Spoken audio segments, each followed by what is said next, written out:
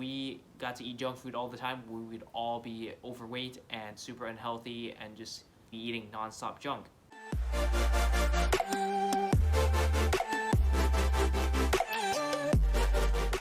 What is up guys, Austin here and welcome back to another video, and today I'm going to be going over my top 3 methods and ways to help you control your junk food cravings, because let's be honest, we all get them. We are all human at the end of the day, and even though I might seem like a more fit person, I am just like you. I get these crazy cravings here and there, and we all have to control them and not be able to give in to them all the time, because if we got to eat junk food all the time, we would all be overweight and super unhealthy and just be eating non-stop junk. And these, in my opinion, are the best 3 ways through both personal experience and through working with clients as well, in helping you control your cravings and also help you avoid that all or nothing binge eating mentality. And if you have recently just binge ate, you can go ahead and check out my other video on how to recover after a binge or a cheat meal. I will link it in the description below. Otherwise, let's get into the top 3 best ways to help control your cravings. And so tip number 1, it's going to be don't have your trigger foods in the house. You all know what this is. For some of us, it's donuts, the other pizza, candy, chocolate, what have you. These are typically foods that are considered junk food and stuff that you've craved from time to time.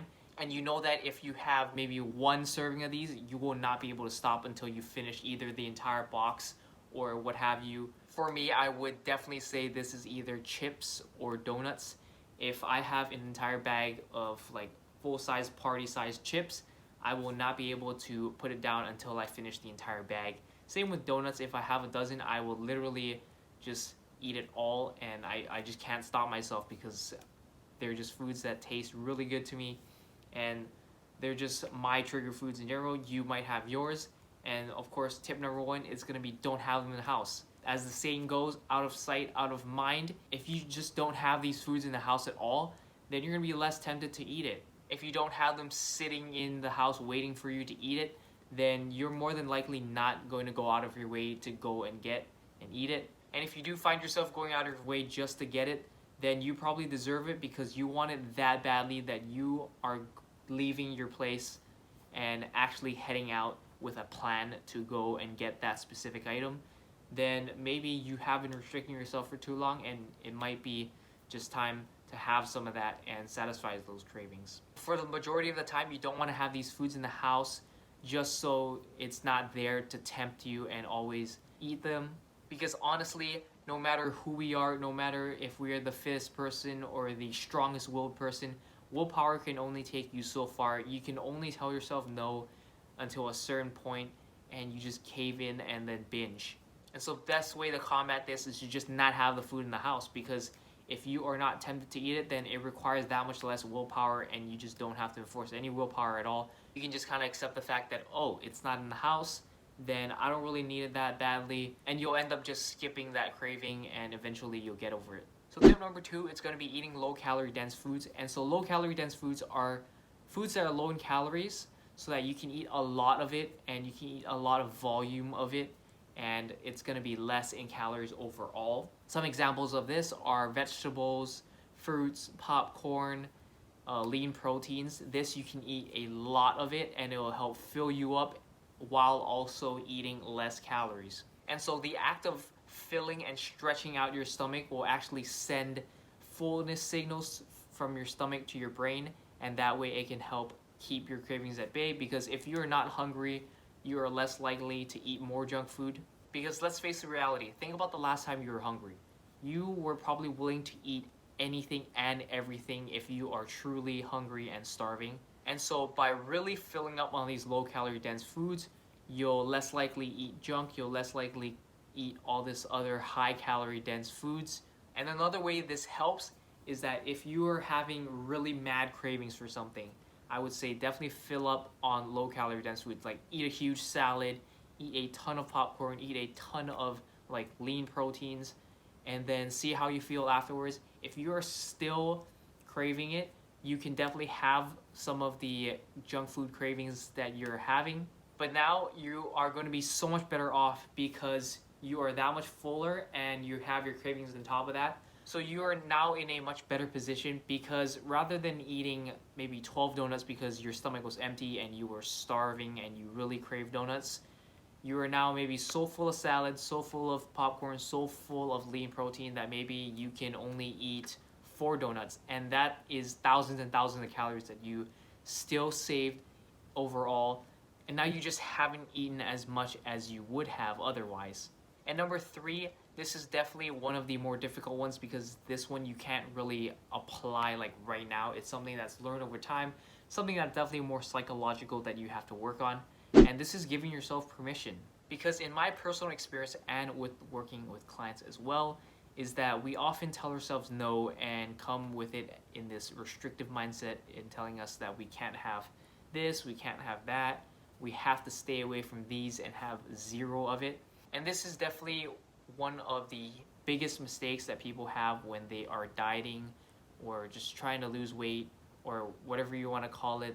They apply these super restrictive rules that they can't have their favorite foods. And when you come at it in a way of restricting yourself and telling yourself no, instead of solving the problem, it often worsens it. Because by telling yourself no, you actually hype it up more for yourself and you actually start to crave it even more. Rather than having the intended effects of if you told yourself no, then you would stop craving immediately.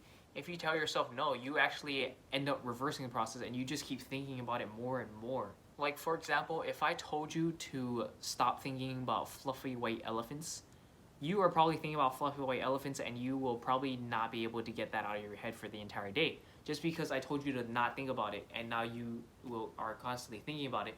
It's just a weird way of our brain working. If we tell ourselves no to something, we'll think about it more and more just because of the fact that we know that we're not supposed to be doing it. And this kind of applies to food as well. By restricting yourself and telling yourself no and really cutting back on or even cutting it out entirely, you will find yourself craving it more. You will find yourself just wanting that one thing more and more. And this eventually will lead to a binge. It's not a matter of if, but it's a matter of when you will break out and go on a full-out binge on whatever food it is and end up eating thousands and thousands of calories, which is very unhealthy, rather than sprinkling them throughout the weeks. And so kind of just shifting your mindset of, instead of telling yourself, no, you can't have this, give yourself permission to yes, saying that you can have your favorite foods. And this way it will take away the novelty, it will take away that feeling of telling yourself no. Because if you think about it this way, let's say you are craving pizza. If you got to have a slice of pizza every single day versus having it maybe once a month, how likely are you gonna crave pizza if you have it every single day? Likely not. You'll probably be like, oh, I can just have pizza every single day. I don't really crave it all that much. It's something that I get every day, so there's no point in having a huge pizza and binging once a month if you are able to have it every single day. And also definitely the psychological factor of, if you gave yourself permission to have it every single day, you will less likely binge on it just because you're telling yourself, oh, I can have this every single day, but I probably don't want to because I want to be healthier, I want to make a change in my life, I want to be better, feel healthier, and all that. And so I'm not saying that you can have pizza or you should have these junk foods every single day, but if you get it through your head that you are giving yourself permission to have these foods every day, then you are less likely to binge, you are less likely to have these cravings just because you are giving yourself permission. Yes, I can have these, but I probably shouldn't. And so logically, you always have that option, but optimally you might feel like you don't need it because you want your body to be functioning more optimally. You want to feel healthier, you want to reach your goals. And so just kind of working through that thought process yourself, you will start to prioritize your healthier foods and less likely eat all these craving foods that you have and make the better choice rather than just having these extreme cravings kind of decide for you what you're going to eat. Anyways, that about wraps it up. I really hope that these 3 tips help you control your cravings and help you get one step towards your goals. And as always, like this video if you guys enjoyed it and learned something to apply to your everyday life. Subscribe for more, and I will see you guys in the next one.